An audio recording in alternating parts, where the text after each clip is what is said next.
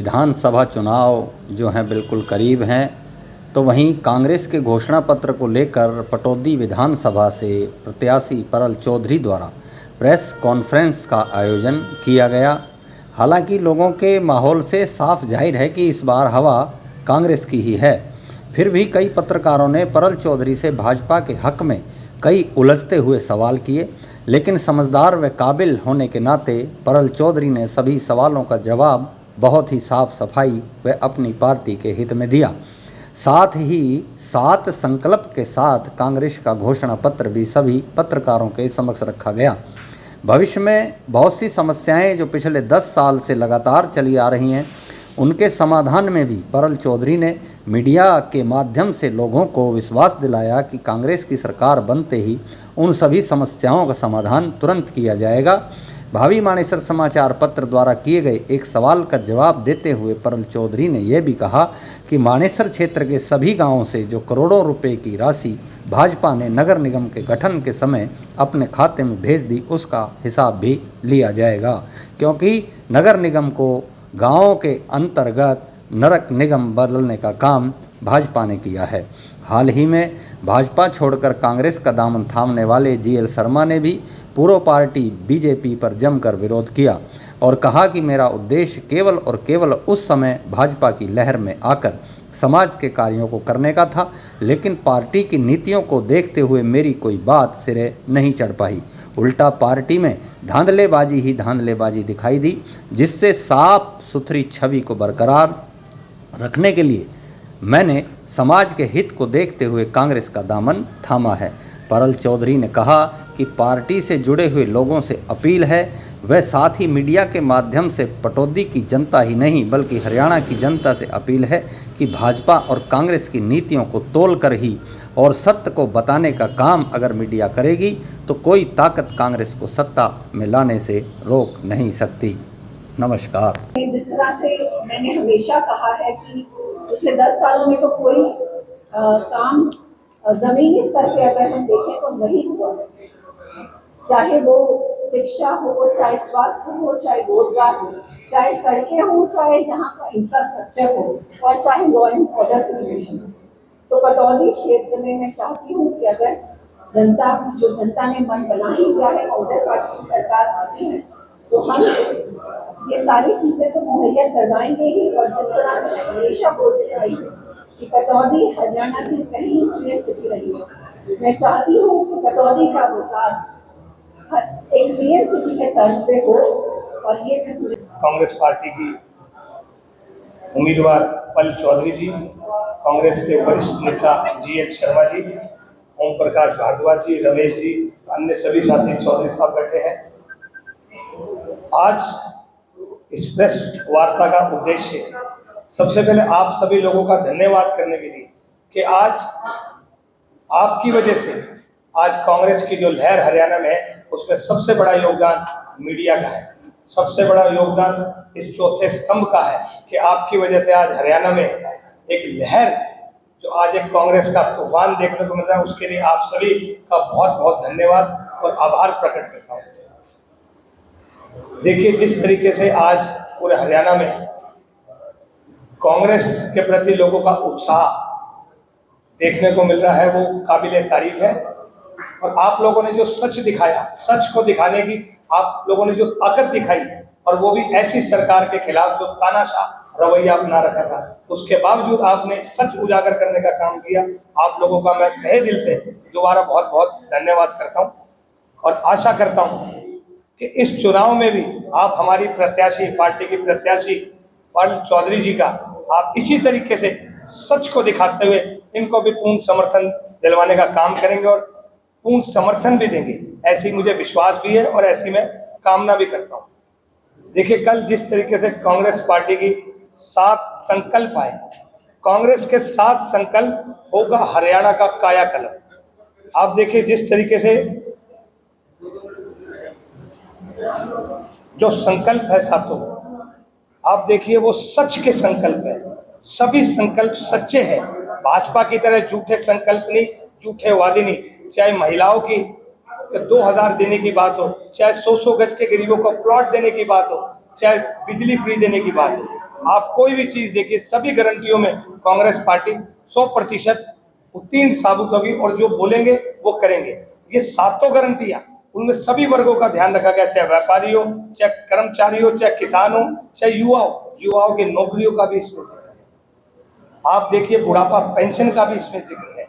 सभी गारंटियों को, सभी वादों को कांग्रेस पार्टी के संकल्प में शामिल किया गया और इन्हीं संकल्पों को लेकर कांग्रेस पार्टी यहाँ का जनता का समर्थन लेते हुए और पूर्ण रूप से स्थायी सरकार बनने जा रही है हमारी। और साथ ही साथ मैं ये भी आपको पूर्ण विश्वास दिलाता हूं कि आपके पटौदी की क्षेत्र की समस्याओं के लिए भी बहन हमारी पल चौधरी जी यहाँ पर समय समय पर पहले भी प्रदर्शन और समय समय पर आवाज उठाती रही, वो आप लोग भली भांति जानते हैं। आज पटौदी विकास के मामले में सबसे फिसड्डी है। भाजपा सरकार ने 10 साल के अंदर जो झूठा वादा किया विकास के दम पर सत्ता हथियाने का काम किया, आज उसकी पोल खुल गई है। विकास की बजाय चारों तरफ विनाश करने का काम अगर किसी ने किया तो वो भाजपा सरकार ने किया। और ये लोग आप भली भांति जानते हैं, चाहे यहाँ पर सरकारी अस्पताल का मुद्दा हो, आप सड़कों के हालात देखिए, गुड़गांव से यहाँ तक आने में हमें 2 घंटे का समय लग गया। तो ये सड़कों के हालात आज चारों तरफ बेहाल है। आज जनता बेहाल और इनके अधिकारी और नेता आज आप देखिए मस्त घूम रहे हैं।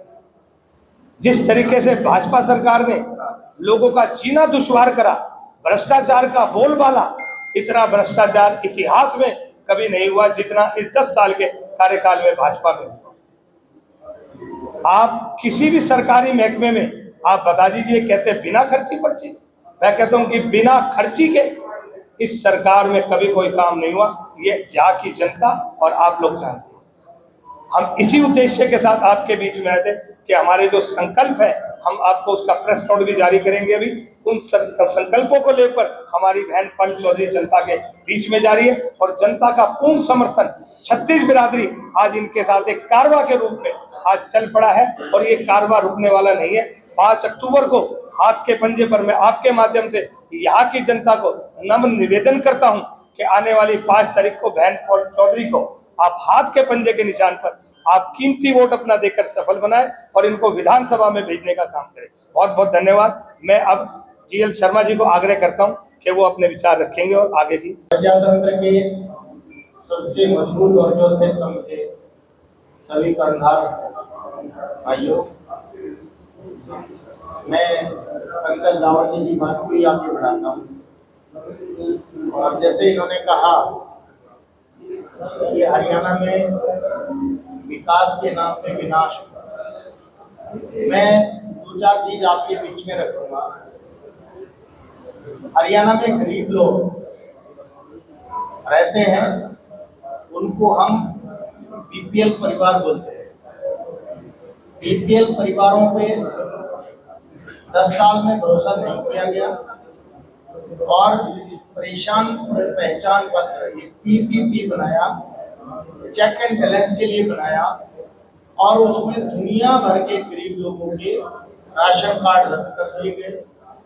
तो गरीब पे भरोसा नहीं। उसके बाद में आप आओ किसान। हमारा जो ये हरियाणा है और ये 80% कृषि आधारित या कृषि आधारित काम करने वाले लोगों पे ज्यादा निर्भर है। और उसमें अगर हम बात करें तो किसान को भी लाइन में लगा दिया। मेरी फसल मेरा ब्यौरा पोर्टल करके किसानों का पोर्टल बना दिया। हर 6 महीने में किसान को लिखवाना पड़ रहा था कि भाई मेरे फला किले में गेहूं बोया, इस खेत में मैंने जो बोया, इस खेत में मैंने, यानी किसान को भी लाइन में लगा दिया। उसको भरोसा नहीं, भाई इसने 4 किले बोए हैं, इसने 6 किले बोए हैं, इसकी फसल जितनी बोई उतनी खरीदी जाए, कोई भरोसा नहीं किया। तो किसान को लाइन में लगवाया और किसान जो